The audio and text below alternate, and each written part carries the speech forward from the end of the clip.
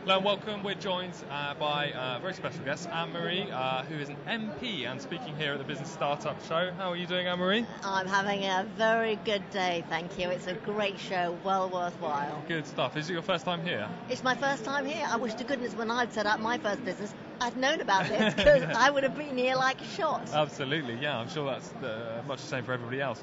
So what brings you here then? Why are you here today? I'm here today because I'm passionate in trying to help the very smallest of businesses really get a good start.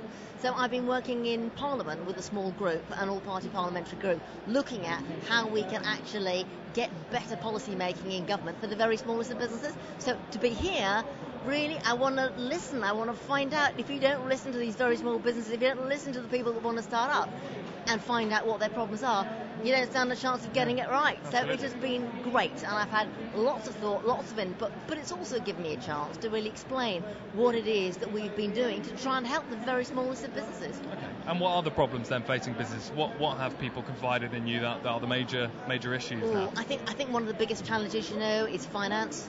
And I think the challenge we've got is to try to find a way of carving out particular pots of money for the very smallest. And I'm talking about a microfinance business, 1, 2, 3 employees. Because the challenge is, while the SMEs have got a lot of support, and there's been some good government work there, we need to ensure that the really little guys don't lose out. And I think there are steps we could take. We could look at trying to ring-fence particular pots of money under the different government schemes. And I think we'd also look at trying to incentivise banks by changing some of the capital adequacy requirements for particular loans to these very smallest of businesses, because that's often the reason that they won't lend.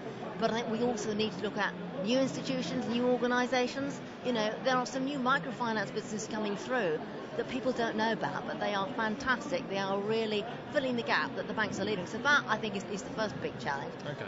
Second one is clearly red tape. We've issued the red tape challenge, and we've asked people to come forward with their ideas and their thoughts, and I had a few more today, which is fantastic.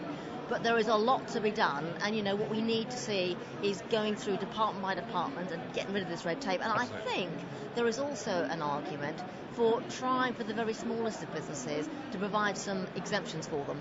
And that's perfectly possible if you can really define a micro business so you know who you're exempting from what. At the moment, we don't have a definition of a micro business. Do you know the European definition of a micro business? It's fewer than 10 employees, turnover of less than €2 million. That's 95% of the businesses in this country. Yeah. So how can you create a carve-out? You can't. So without a definition which really gets it right, we can't begin to make the right sort of policy. Get rid of the red tape, simplify the employment process, and look indeed at a particular tax scheme, which I would certainly favour, which is very simple and just right for the very smallest businesses who, otherwise are just dealing with the same, pile of rules and regulations and complexity that the bigger companies are. Well, there's two major problems facing our young business and the future of Britain. And events like this seem to encourage that and help that, and it's happening more and more. People are starting up businesses. What's your major piece of advice?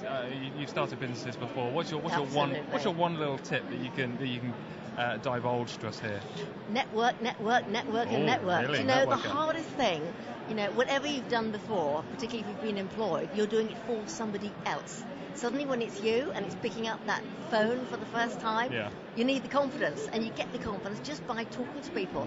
You'd be surprised how many people are prepared to help you, support you, mentor you. Find a buddy, find somebody, and they'll be in a place you least expect. So network, find yourself a mentor, lots of places. Look on the Mentors Me website. Lots of things that you can get there, which will be really helpful.